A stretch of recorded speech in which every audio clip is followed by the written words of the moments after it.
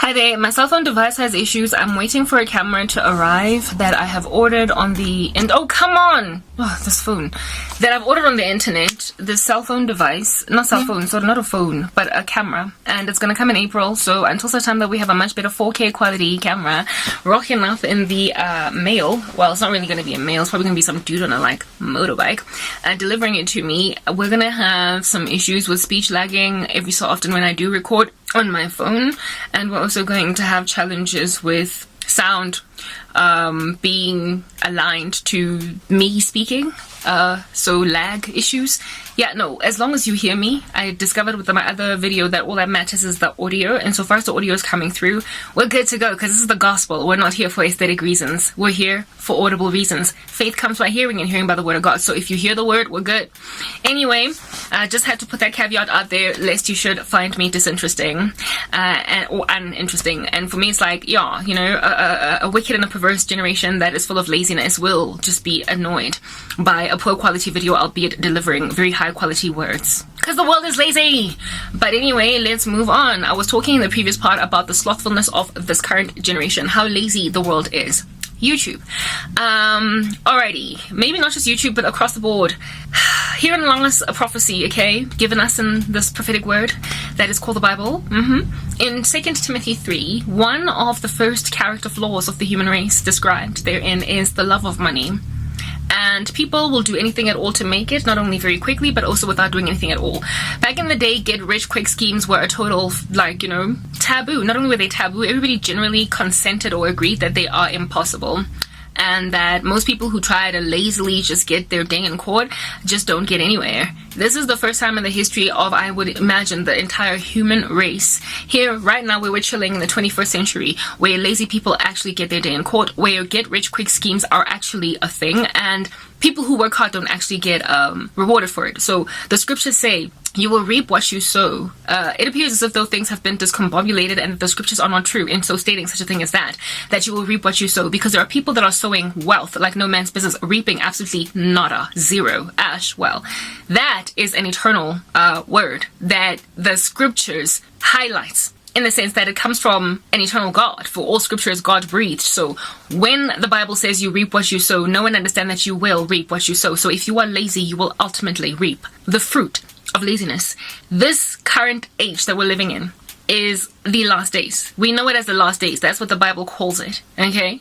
And among, like I spoke earlier, the character flaws of the last days is love of money. If anything, it is the first to describe such flaw, okay? In the last days, perilous times will come. For men will be, before we even get to any other character flaw, lovers of money.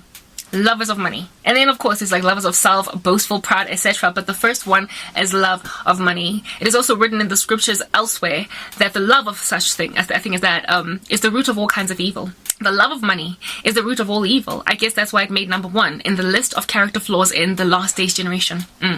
Love of money is not only a root of all evil, but those who wander after it pierce themselves with many pains. They grieve themselves ultimately. So yeah, you do reap what you sow. So you who thinks that you can sow absolutely zero, naught, ash, laziness, and reap like $100,000 on YouTube, reap, $50 an hour, reap whatever it is that you are earning as a result of this lazy man strategy that you have come up with, know and understand that you have only gotten halfway into your journey. You have yet to see the full eventuality of what's going to become of you. And so for those reasons, you have prematurely imagined that you can get away with such a murder as that. The Lord is amazing at reorganizing scales. He balances things out. He is indeed known as one who is just.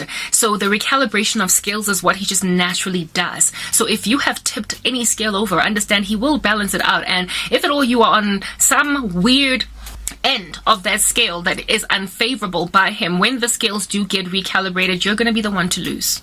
I'm hot, and I'm only wearing this jacket because I wanted to a change of clothes.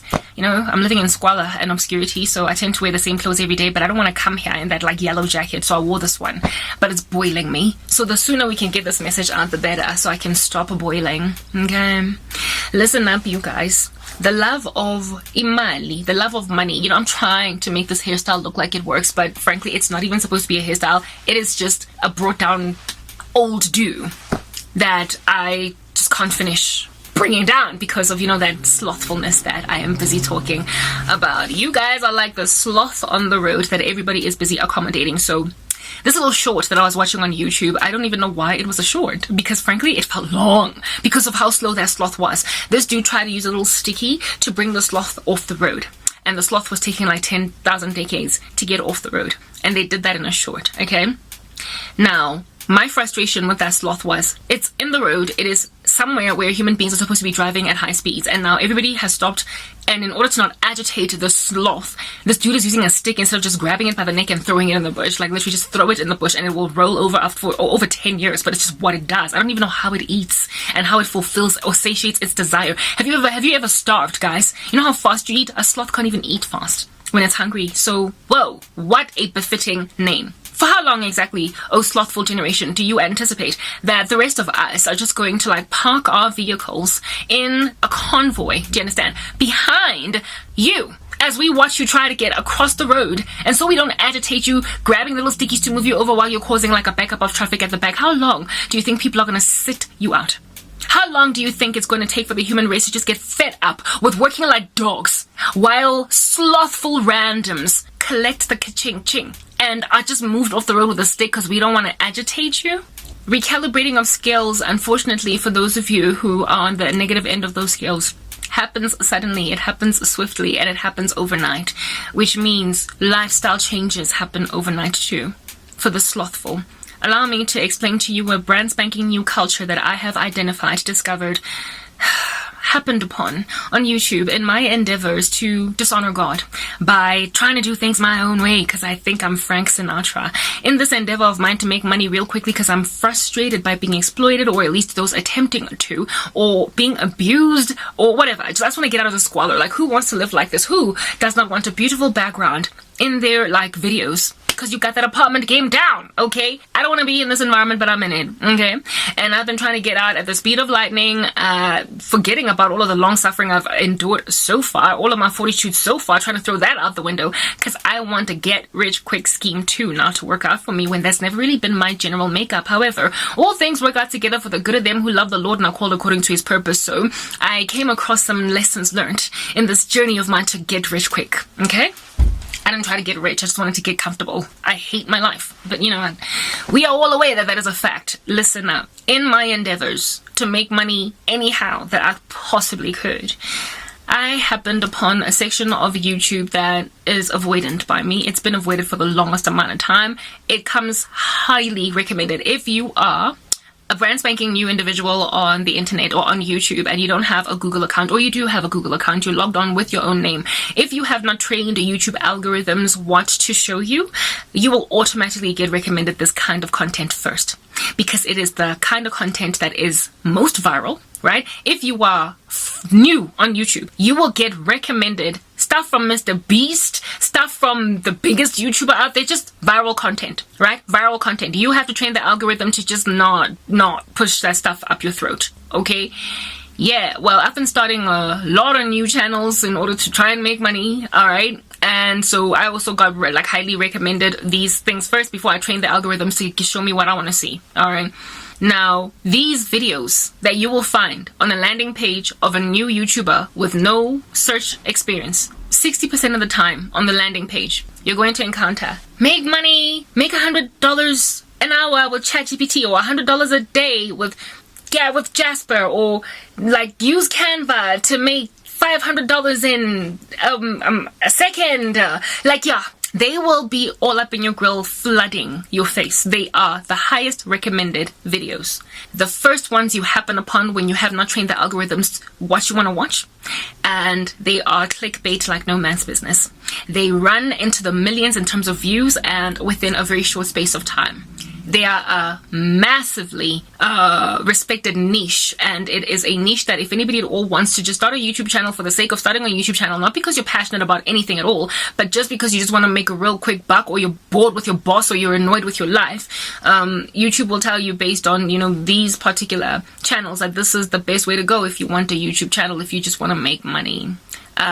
Fine. So I have always avoided such channels because I was never really interested in them. So when I logged on for the first time on YouTube, when I was first starting my own channel, or just when I was first trying to research anything at all that I wanted to see, this was of course highly recommended to me, but then I squeezed it off my eyes by just searching for what I wanted to see, and then ultimately YouTube started recommending to me Christian content largely, and newsy stuff, or people who bake really great cheesecakes. That's what started getting recommended to me, and this got pushed out of the way. So I stopped seeing so much Mr. Beast, and I stopped seeing so much all these other like money creating channels.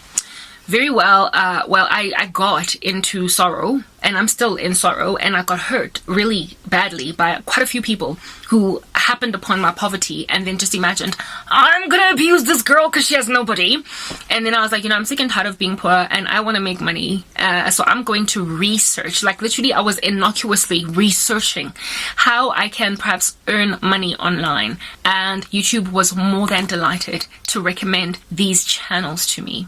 And the stuff that I discovered was gobsmackingly depraved, to say the least. Gobsmackingly. I was trying to find avenues to make money online, and what I encountered were avenues to just get away with murder with as little work as you possibly can. And guys, you know what, let's move on to the next part, because I'm trying to keep these succinct, that you might listen to me, since we're dealing with a microwave generation that can't listen to anything beyond 1 minute. So if I do 12 minutes extra, then I'm just totally screwed, am I not? Next part.